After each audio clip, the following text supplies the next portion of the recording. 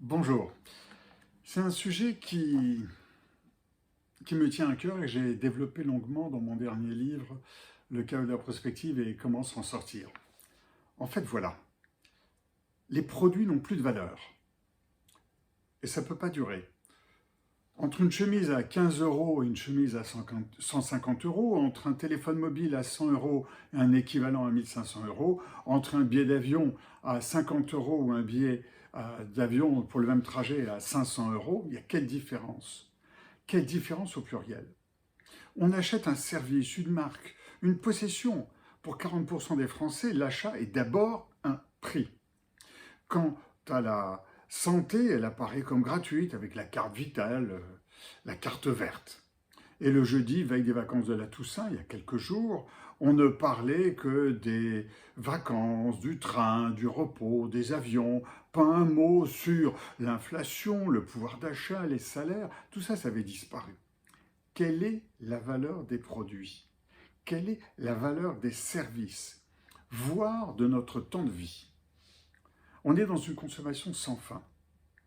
Et on est dans une consommation complètement, on est dans un monde complètement utilitariste, vers l'intérêt matériel et personnel. Un exemple. Les 8 milliards de terriens consomment chaque année 100 milliards de pièces textiles, soit 12,5 pièces par personne et par an. 18 si on supprime les 2,5 milliards de terriens qui vivent en moyenne avec 2 dollars par jour. En France, c'est 40 pièces, avec des placards pleins, dont un nombre significatif de pièces est porté une fois ou jamais. C'est l'Instagram, pour ainsi dire. L'habillement n'a plus de valeur pour un grand nombre de terriens. La démonstration peut être élargie à l'électronique, au mobilier, aux articles de bricolage, voire au voyage. La plupart de ces produits sont importés.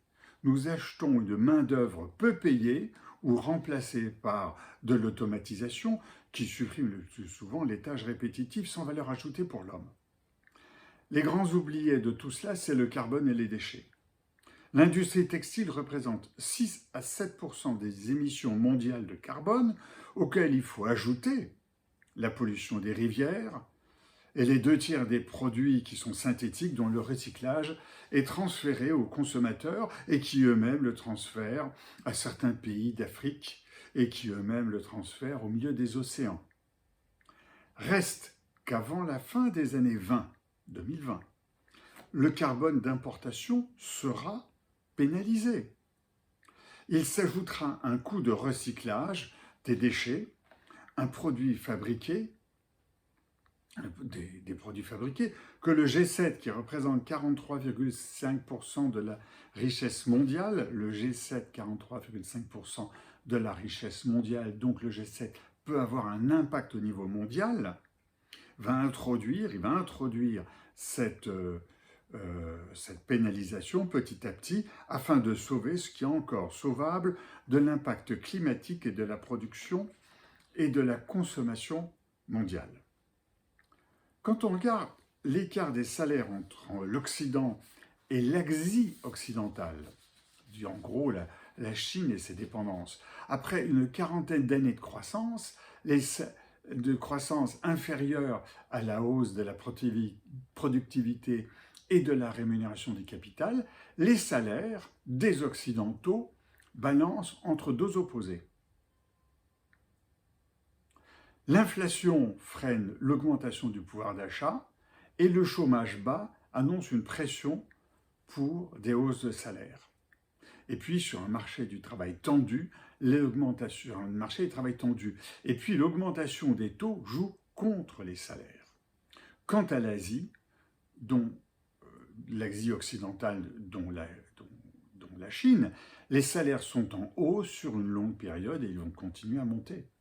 Ce différence des salaires monde occidental et Asie occidentale est lent à se réduire, mais d'ici la fin des années 20, l'écart, le différentiel sera proche, sera réduit très largement. Les consommateurs vont être remplacés par le frugavore. Frugavore, j'y viens.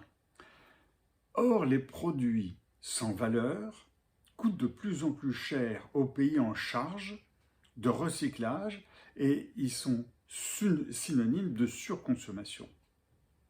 La frugalité, c'est-à-dire vivre mieux avec moins, va s'installer et encouragera ou imposera la durée de vie plus longue, la réparabilité, la réflexion sur la nécessité de chaque service, comme par exemple les déplacements.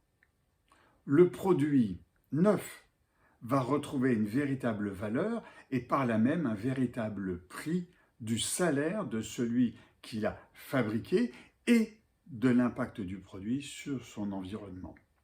Il est possible d'imaginer qu'à l'extrême, le produit vendu reçoive, comme pour le médicament, une AMM, une autorisation de mise sur le marché.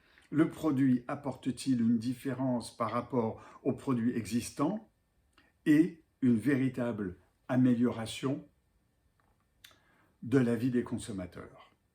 D'ailleurs, parlerons-nous encore de consommateurs ou plutôt de frugavores, celui qui par passion et compréhension du monde de demain veut vivre mieux en consommant moins? Je repars en plongée sur cette belle pensée. À bientôt.